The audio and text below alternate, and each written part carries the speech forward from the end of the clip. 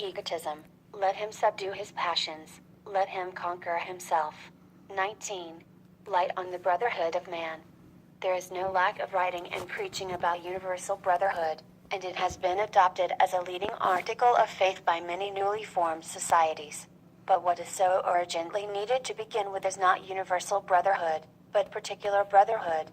That is, the adoption of a magnanimous, charitable, and kindly spirit toward those with whom we come in immediate contact, toward those who contradict, oppose and attack us, as well as toward those who love and agree with us.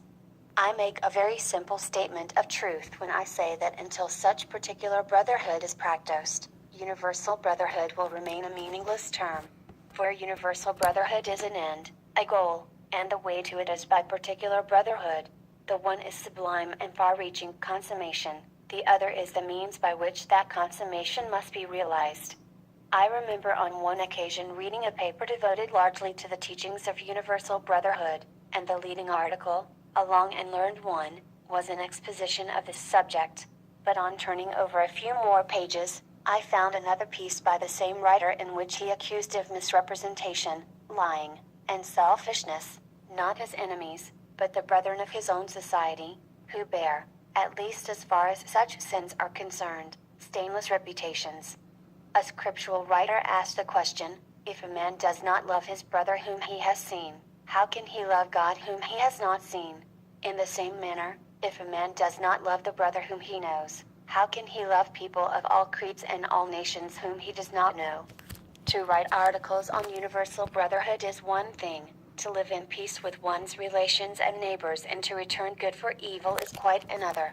To endeavor to propagate universal brotherhood while fostering in our hearts some sparks of envy, spite, and resentment, malice, or hatred, is to be self-deluded, for thus shall we be all the time hindering and denying, by our actions, that which we eulogize by our words. So subtle is such self-delusion, that, until the very heights of love and wisdom are reached, we are all liable at any moment to fall into it. It is not because our fellow men do not hold our views, or follow our religion, or see as we see that universal brotherhood remains unrealized, but because of the prevalence of ill will.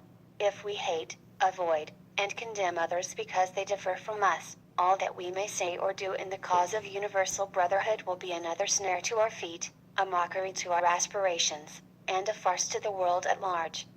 Let us, then, remove all hatred and malice from our hearts. Let us be filled with goodwill toward those who try and test us by their immediate nearness. Let us love them that hate us, and think magnanimously of those who condemn us or our doctrine.